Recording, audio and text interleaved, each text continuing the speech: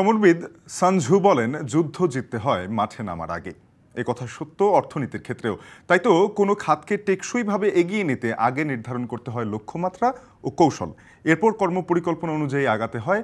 আসছে কোরবানির ঈদে, এই সময় চামড়া শিল্পকে এগিয়ে নেবার মোক্ষম সময়। তাই ট্যানারির প্রস্তুতি নিয়ে আজ বিস্তারিত থাকছে, সাথে শেয়ার বাজার, বন্দর ও হাটের খবর জানাবো। বৌনি আয়োজনে আপনাদের সঙ্গে রয়েছে আমি তানজিম শাফিন।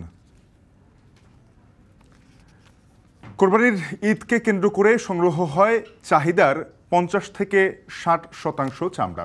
এই সময়ে চামড়া সংগ্রহের পাশাপাশি বিপুল চাহিদা থাকে লবণের, কারণ কাঁচা চামড়া সংগ্রহের 5 থেকে 6 ঘন্টার মধ্যে তা লবণ মেখে সংগ্রহ করার প্রয়োজন পড়ে। তবে এবছর আসার খবর হলো, লবণ উৎপাদনে 64 বছরের রেকর্ড করেছে বাংলাদেশ, অর্থাৎ 63 বছরের লক্ষ্য রেকর্ড ভেঙে বাংলাদেশের লবণ উৎপাদন এবছর 24 লক্ষ মেট্রিক টনে পৌঁছেছে। আমরা একটু দেখে নিই বিগত বছরগুলোতে লবণ উৎপাদনের যেই লক্ষ্যমাত্রা এবং মোট উৎপাদনের যেই পরিস্থিতি।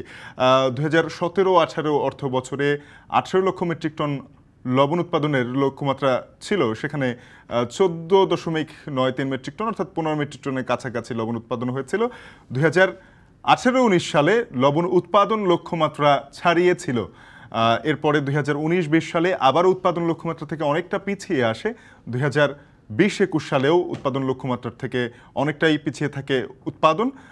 এরপরেও আমরা দেখেছি ধারাবাহিকভাবে উৎপাদন 2021-22 সালে যদিও লবণ উৎপাদন লক্ষ্যমাত্রাকে অতিক্রম করেছিল, 2022-23 সালে লবণ উৎপাদন লক্ষ্যমাত্রার কাছাকাছি যায়। 2023-24 সালে উৎপাদন লক্ষ্যমাত্রাটি অনেকাংশে বাড়ানো হয়েছে, 25.28 লক্ষ মেট্রিক টন উৎপাদন লক্ষ্যমাত্রা নির্ধারণ করা হয়েছে, যেখানে 24.37 লক্ষ মেট্রিক টন উৎপাদন সক্ষমতা রয়েছে, অর্থাৎ উৎপাদন হয়েছে ইতিমধ্যে। আমরা দেখছিলাম যে এই অনুষঙ্গটি যেটির প্রয়োজন পড়ে চামড়া সংরক্ষণের ক্ষেত্রে সেটির। এবার আমরা একটু দেখতে চাই যে কাঁচা চামড়া সংগ্রহের ক্ষেত্রে আপনারা জানেন যে প্রতি বর্গ ফুটে দাম নির্ধারণ করে দিয়ে থাকেন ট্যানারির ব্যবসায়ীরা।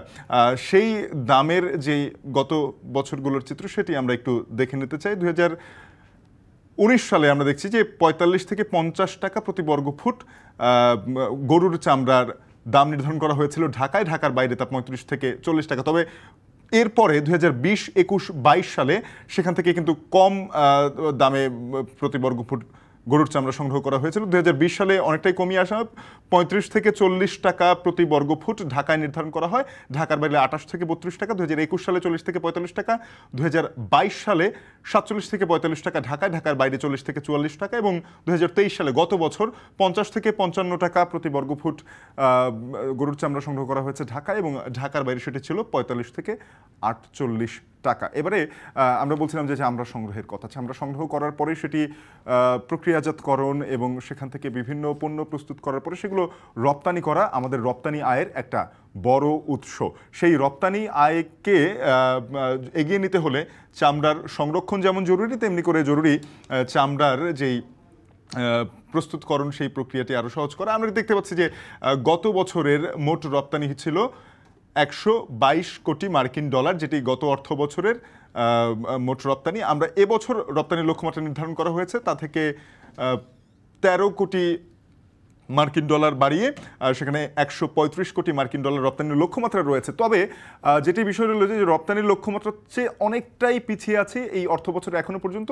আমাদের কাছে রপ্তানি উন্নয়ন ব্যুরোর যেই তথ্য রয়েছে সেখান থেকে আমরা জানতে পারি যে এপ্রিল পর্যন্ত যেই রপ্তানি তা 87 কোটি মার্কিন ডলার, কিন্তু লক্ষ্যমাত্রা ছিল 110 কোটি মার্কিন ডলার। আপনারা দেখছেন, যদিও গত অর্থ বছরে এই একই সময় অর্থাৎ জুলাই থেকে এপ্রিল মাসের মধ্যে রপ্তানি হয়েছিল 100 কোটি মার্কিন ডলারের চামড়া ও চামড়াজাত পণ্য, অর্থাৎ রপ্তানিতে অনেকটা পিছিয়ে গেছে লক্ষ্যমাত্রার চেয়ে, এবং আশার চেয়েও পিছিয়ে গেছে সেটা বলা চলে। এবং প্রবৃদ্ধির ক্ষেত্রে আমরা দেখতে পাচ্ছি যে সেটি ঋণাত্মক রয়েছে 21.23%। এবারে আমরা একটু বলছিলাম যে চামড়ার সংগ্রহ, ট্যানারি শিল্পকে এগিয়ে নিয়ে যাওয়া, এই সকল বিষয় নিয়ে কথা বলতে চাই। আমাদের সঙ্গে যুক্ত হচ্ছেন বাংলাদেশ ট্যানার্স অ্যাসোসিয়েশনের ভাইস চেয়ারম্যান মিজানুর রহমান। তাকে আমরা স্বাগত জানিয়ে দেবো। আপনাকে স্বাগত এবং ধন্যবাদ আমাদেরকে সময় দেওয়ার জন্য।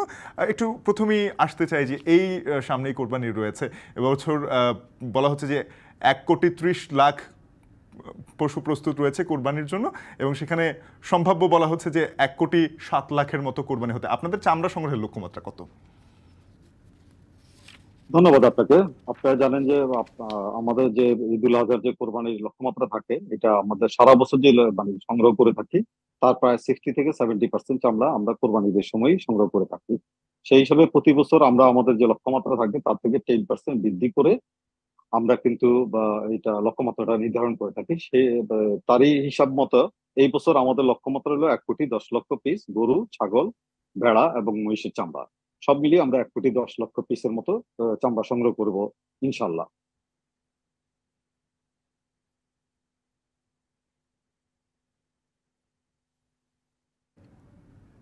জি, আমরা শুনছিলাম যে চামড়া সংগ্রহের লক্ষ্যমাত্রা আপনাদের 1 কোটির বেশি এবার লক্ষ্যমাত্রা রয়েছে। আর সেখান থেকে যদি আসতে চাই যে চামড়া সংগ্রহের ক্ষেত্রে আমরা দেখি যে গত বছর আমরা দেখেছি যে ছাগলের চামড়া বা ছোট পশুর ক্ষেত্রে এখন তো লাখ টাকার নিচে যেই পশুগুলো সেগুলোকেই ছোট পশু হিসেবে বলা হচ্ছে। সেগুলোর চামড়ার প্রতি একটা ব্যবসায়ীরা বলছেন যে সেই চামড়াগুলোকে সঠিকভাবে কাটা হচ্ছে না, কখনো সংগ্রহ করা হচ্ছে না। সেক্ষেত্রে আপনাদের চামড়া সংগ্রহের ক্ষেত্রে কি কি নির্দেশনা থাকবে, এবং কেউ যদি চামড়াটি বিক্রি করতে চায় সেক্ষেত্রে তাকে চামড়াটা কিভাবে আসলে কাটতে হবে, সংগ্রহ করতে হবে, সেটি যদি একটু জানিয়ে দিতেন। এবং পাশাপাশি জানতে চাই যে প্রতি বর্গফুট চামড়ার দাম কেমন হতে পারে। জি, আপনারা জানেন যে মানে এই বছরও আমাদের ঈদুল আজহাটা গরমের মধ্যে পড়েছে, এবং গরমের সময় আপনারা জানেন রক্ত থেকে ব্যাকটেরিয়া দ্রুত গ্রো করে। সুতরাং আমাদের সবার সাজেশন থাকবে যে আপনারা চামড়াটা যেন অতি দ্রুত, যারাই চামড়া কোরবানি পশু কোরবানি দিচ্ছেন, তারা পশুর গায়ে থেকে চামড়াটাকে আলাদা করার পরে দ্রুত সময়ে এটাকে লবণ দিয়ে প্রিজার্ভ করতে হবে। আপনারা জানেন যে আপনার সাইজ ভেদে আমাদের ছোট থেকে বড় মাঝারি যে সমস্ত গরু আছে, প্রত্যেকটা গরুতে মানে 7 থেকে 10 কেজি এর মধ্যে যদি লবণ দিয়ে আমরা এটাকে প্রিজার্ভ করে রাখি, তাহলে কিন্তু চামড়াটা আপনার দীর্ঘদিন 7 থেকে 10 দিন এটা প্রিজার্ভেশনের মধ্যে থাকবে এবং চামড়ার ন্যায্য মূল্য নিশ্চিত করা যাবে। কারণ আপনারা জানেন যে বিগত বছরগুলিতে আমাদের যে অভিজ্ঞতা, সে তাতে করে হলে যে চামড়ার বর্তমান সময় দেখা যায় যে চামড়ার আপনার গুণগত মানটা নষ্ট হয়ে যায় দেরিতে প্রিজার্ভেশনের জন্য। এবং এই দেরিতে প্রিজার্ভেশনের জন্য মেইন যে সমস্যাটা হয়, আপনারা জানেন যে আমাদের চামড়ার গ্রেইনটা খুবই ভালো একটা গ্রেইন, এই গ্রেইনটা নষ্ট হয়ে যায় যথাসময় এটাকে প্রিজার্ভেশন না করার কারণে। সুতরাং আমাদের সর্বপ্রথম দাবি সবার কাছে আমাদের মানে ইয়ে থাকবে, ইয়ে থাকবে যে আমাদের চামড়াটা যেন দ্রুত লবণ লাগানোর ব্যবস্থা করা হয়, তাহলে কিন্তু আপনারা চামড়াটা ন্যায্য মূল্য পাবেন। এবং চামড়াটা যদি আপনারা যদি মানে ওই দিনই বিক্রি না করতে পারেন, পরের দিনও বিক্রি করতে পারবেন।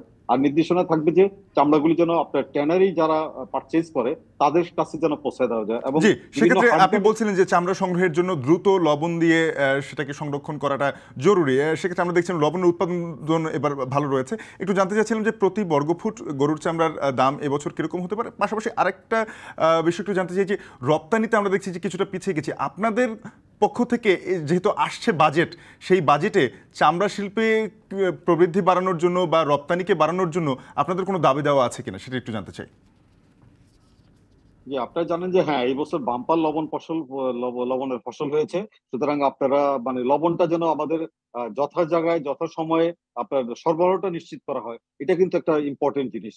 আপনার যদি লবণ বেশি উৎপাদন হয় কিন্তু আমরা সময় মতো এটাকে যদি না পাই, তাহলে সেক্ষেত্রে কিন্তু আমাদের প্রিজার্ভেশনটা একটা সমস্যা হবে। এবং মূল্য আপনারা জানেন যে ঈদের পূর্বে লবণের মূল্যটা বৃদ্ধি পেয়ে যায়। সেক্ষেত্রে সরকারি সংস্থাগুলি যদি লবণের মূল্যের ব্যাপারে একটু সচেতন থাকে, যেন অধিক মূল্যে কেউ মানে লবণ না বিক্রি করতে পারে, সেটাও আমাদের একটা মানে নির্দেশনা থাকবে। আর যেটা হয়েছে যে আপনার যে দামের যে ব্যাপারটা আছে, যে আপনারা জানেন যে আমাদের দামের যে ইয়েটা আছে, যে আমাদের বিগত মাসগুলিতে আমরা কিন্তু চামড়া খুব একটা মানে বেশি প্রাইসে বিক্রি করতে পারিনি। তার মধ্যে কিন্তু আমাদের জানেন যে আপনার যে বাংলাদেশ ব্যাংক আমাদের যে ইনসেনটিভটা দেওয়া হইতো ক্রাশ চামড়ার উপরে 10%, সেটা কিন্তু অল অন এ সাডেন এটা স্টপ করে দেওয়া হয়েছে। সুতরাং এইটা কিন্তু একটা দামের উপরে একটা প্রভাব ফেলতে পারে বলে আমরা মনে করি। যদিও ডলার প্রাইস বৃদ্ধির কারণে হয়তোবা সেটা কিছুটা অ্যাডজাস্ট হবে, তারপরেও দামটা নিয়ে আমরা একটু আশঙ্কা করতেছি যে আমরা বিগত বছরের দামটা এই বছর রাখতে পারবো কিনা। আপনি জানেন যে দাম নির্ধারণের ক্ষেত্রে বাণিজ্য মন্ত্রণালয় আমাদের দুইটা অ্যাসোসিয়েশন আছে, আমরা সবাই মিলে বসে কিন্তু একটা দাম নির্ধারণ করি। তবে আসার কথা হলো যে আমরা হয়তো বা চেষ্টা করবো বিগত দিনের প্রাইসটাই যেন ধরে রাখতে পারি এবং এটা যেন না কমানো হয়। তবে বাড়ার সম্ভাবনা আমি খুব একটা এই মুহূর্তে দেখছি না। আদারওয়াইজ অন্য জিনিস যদি হয়, কারণ আপনারা জানেন যে কেমিক্যাল ইম্পোর্ট করতেও কিন্তু আমাদের প্রচুর ডিউটি আমাদের কাছে চলে এসছে। সুতরাং ডিউটির ব্যাপারটাও আমাদের এখানে কনসিডার যদি করা হয়, আমরা কিন্তু অলরেডি বাজেট প্রস্তাবনায় আমাদের ডিউটির ব্যাপারটা দিয়ে রেখেছি, যেন যে মানে ডিউটি যেন আমাদেরকে কেমিক্যাল আমাদের এসেনশিয়াল যে কেমিক্যাল গুলি আছে এই কেমিক্যালের উপরে যেন আমাদের ডিউটিটা কম রাখা হয়। তাহলে কিন্তু আমাদের চামড়া আমরা দ্রুত মানে অল্প প্রাইসে যদি আমরা প্রোডাকশন করতে পারি, তাহলে অল্প প্রাইসে আমরা বিক্রি করতে পারবো। আপনারা জানেন যে আমরা কিন্তু রহমান এখন আপনার LWG সনদ।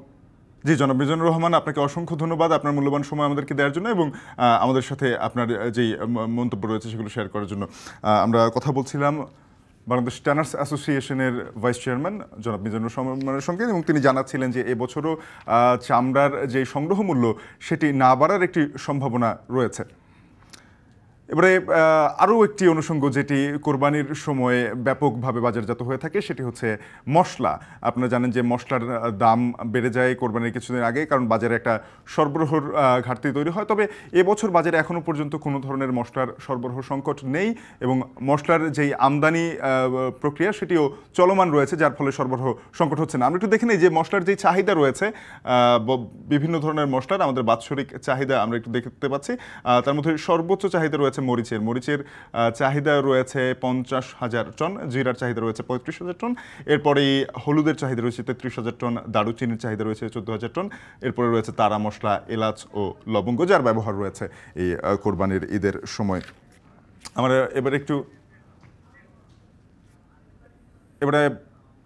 আমরা একটু দেখে নিতে চাই যে মশলার যে দাম রয়েছে বিভিন্ন বাজারে, যেখানে আসলে মশলা আমদানি করার পরে কিছুটা দাম বেড়ে যেতে পারে, সেই মশলাগুলোর দামটা আমরা দেখে নিতে। হলুদের দাম প্রতি কেজিতে বিক্রি হচ্ছে 280 থেকে 350 টাকা, আদার দাম বিক্রি হচ্ছে 220 থেকে 280 টাকা, শুকনো মরিচ 420 টাকা থেকে 500 টাকা প্রতি কেজি বিক্রি হচ্ছে। আমদানি শুকনো মরিচ যেটি, কাঁচা মরিচ 180 থেকে 220 টাকা, জিরা 750 থেকে 850 টাকা, দারুচিনি 520 থেকে 580 টাকা, লবঙ্গ 1550 থেকে 1800 টাকা এবং এলাচ 3200 থেকে 4000 টাকা, যদিও এলাচ কেজি পরিমাণে আসলে প্রয়োজন পড়ে না। তবে দাম বাড়ছে কাঁচামরিচের। হিলি স্থলবন্দর দিয়ে বেড়েছে ভারত থেকে কাঁচামরিচের আমদানি, ফলে পাইকারি ও খুচরা পর্যায়ে দাম কিছুটা কমেছে। এই মরিচের যখন দাম বাড়ে তারপরেই আসলে আমদানি করা হয় এবং আমদানির পরে দাম কমতে শুরু করে। আমদানি ও দরদামের আরও খবর জানতে চাই, আর সেখানে রয়েছেন সহকর্মী সোহেল রানা, তার কাছে থেকে জানবো বিস্তারিত পরবর্তী। সোহেল, জানাবেন যে কাঁচামরিচের আমদানি কিরকম বেড়েছে বন্দর থেকে এবং এই ফলে দামে কি প্রভাব পড়লো?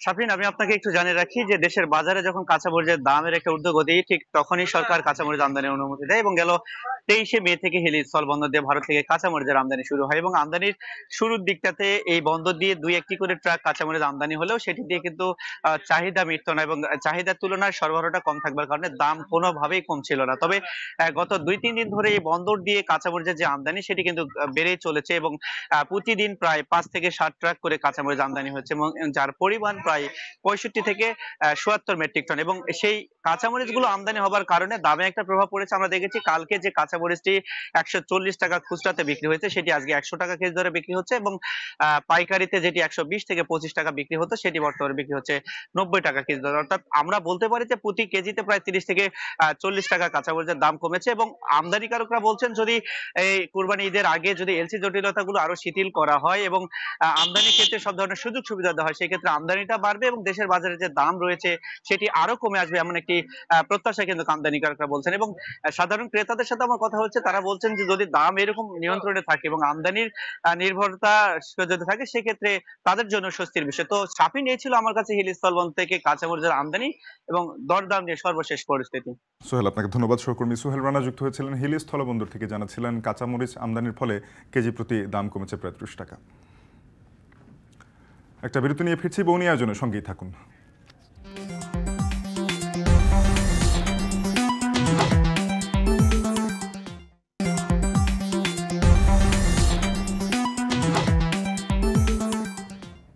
ফিরে এলাম বিরতির পর, দেখছেন বৌনি।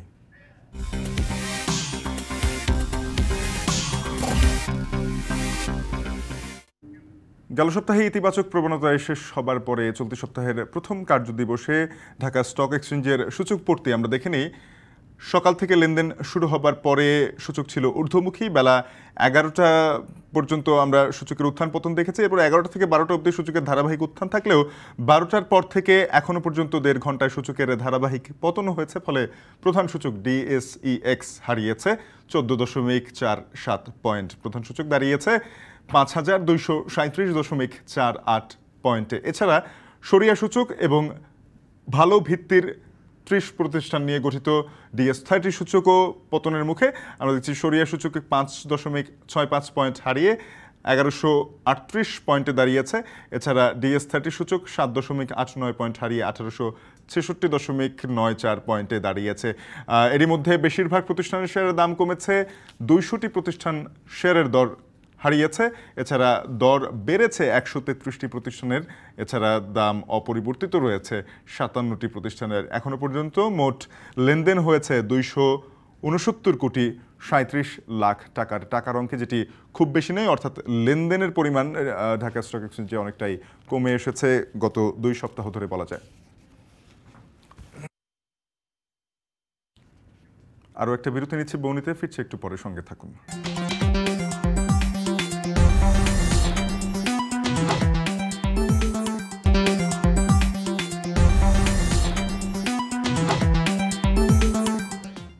ফিরে এলাম বিরতির পর, দেখছেন বৌনি।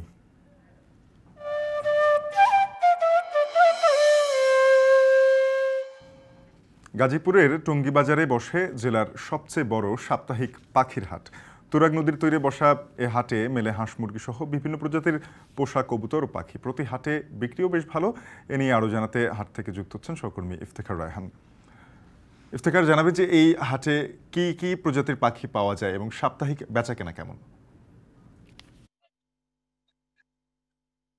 শাফিন, আপনি জানেন যে গাজীপুরের যে টঙ্গীর কহরদরিয়া যে তুরাগ নদীটি রয়েছে, এই তুরাগ নদের পাশে কিন্তু প্রতি সপ্তাহের রবিবার এই হাটটি বসে এবং সকাল থেকে বিকাল পর্যন্ত এই হাটের সময়কাল। এবং এই সময়টিতে এই বাজারে কিন্তু আমরা দেখেছি যে দেশের বিভিন্ন প্রান্ত থেকে যারা বিভিন্ন ধরনের যে পোষা পাখি রয়েছেন, পাশাপাশি হাঁস মুরগি, সব ধরনের যে পাখি এবং হাঁস মুরগি নিয়ে এখানে কিন্তু ক্রেতা বিক্রেতারা কিন্তু জড়ো হন। এবং প্রতি সপ্তাহে আমরা এখানকার যারা ব্যবসায়ী রয়েছেন তাদের সঙ্গে কথা বলেছিলাম যে সপ্তাহের শুধুমাত্র রোববার দিনই কিন্তু এই হাটে প্রায় 20 থেকে 30 লাখ টাকার পাখি বেচা কেনা হয়ে থাকে। এবং এছাড়াও কিন্তু এই হাটবার ছাড়াও কিন্তু প্রতিদিনই কিন্তু এখানে কিছু স্থায়ী দোকান রয়েছে, সেই দোকানগুলোতেও এই পাখিগুলো বিক্রি হয়ে থাকে। এবং যদি জানাই যে এই হাটে কিন্তু কবুতরের একটি কিন্তু সমারোহ রয়েছে, অর্থাৎ বিভিন্ন ধরনের যে শৌখিন কবুতরগুলো রয়েছে সেই কবুতরের এখানে পাওয়া যায়। এবং সব ধরনের বিভিন্ন জাতের কিন্তু কবুতর মিলে এখানে 500 টাকা থেকে প্রায় 10,000 টাকা পর্যন্ত কিন্তু কবুতরের জোড়া এখানে বিক্রি হয়ে থাকে। এছাড়াও কিন্তু লাভ বার্ড, বাজিগর কিংবা যে কাকাটেল এই ধরনের পাখিগুলো কিন্তু এখানে বিক্রি হয়ে থাকে প্রতিনিয়ত। এবং সপ্তাহের যে রোববার দিন থাকে সেদিন কিন্তু একটু এই বেচা কেনাটা একটু জমজমাট বেশি থাকে। এবং এখানকার যারা ক্রেতা বিক্রেতা রয়েছেন তাদের সঙ্গে আমরা কথা বলেছিলাম, তারা বলছেন মূলত দেশের উত্তরাঞ্চল, উত্তরবঙ্গের বিভিন্ন জেলা অর্থাৎ সিরাজগঞ্জ, রাজশাহী, এইসব জেলাগুলো থেকে কিন্তু এখানে বিভিন্ন ধরনের যারা পাইকার রয়েছেন তারা কিন্তু এই পাখিগুলো সংগ্রহ করে এই হাটে নিয়ে আসেন এবং এই হাটে প্রতিদিন বেচাকেনা হয়ে থাকে। এবং এখানকার যারা ইজারাদার রয়েছে তাদের সঙ্গে আমরা কথা বলেছিলাম, প্রতিদিন প্রতি সপ্তাহে যে রোববার দিন হাট বসে সেই দিনে কিন্তু এখানে প্রায় 70 থেকে 1 লক্ষ টাকার ইজারা কিন্তু সংগ্রহ করা হয়ে থাকে। এবং এই হাটে কিন্তু শুধুমাত্র পোষা পাখি কিন্তু বিক্রি হয়ে থাকে না, হাঁস মুরগি বিক্রি হয়ে থাকে। পাশাপাশি এখানে কিন্তু পোষা যে বন্য প্রাণী, পোষা যে প্রাণী রয়েছে সেগুলো কিন্তু বেচাকেনা হয়ে থাকে। আমরা দেখেছি যে বিভিন্ন ধরনের যে বিদেশি যে কুকুরগুলো রয়েছে সেগুলো কিন্তু বিক্রি হয়ে থাকে, কিংবা বিড়াল রয়েছে সেগুলো বিক্রি হয়ে থাকে। এবং এখানে আমরা পার্সিয়ান ক্যাট দেখেছিলাম, বিড়াল দেখেছিলাম, সেগুলো কিন্তু 10 থেকে 15,000 টাকা প্রতি পিস বিক্রি করতে আমরা দেখেছি।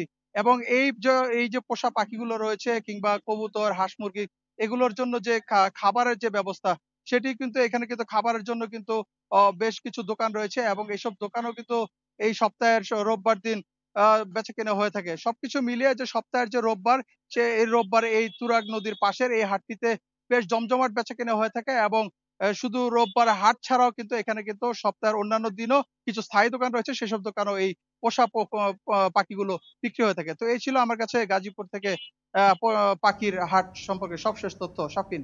ইফতেখার, আপনাকে ধন্যবাদ। সহকর্মী ইফতেখার রায়হান টঙ্গী এলাকা থেকে জানাচ্ছিলেন পাখির হাটের খবর।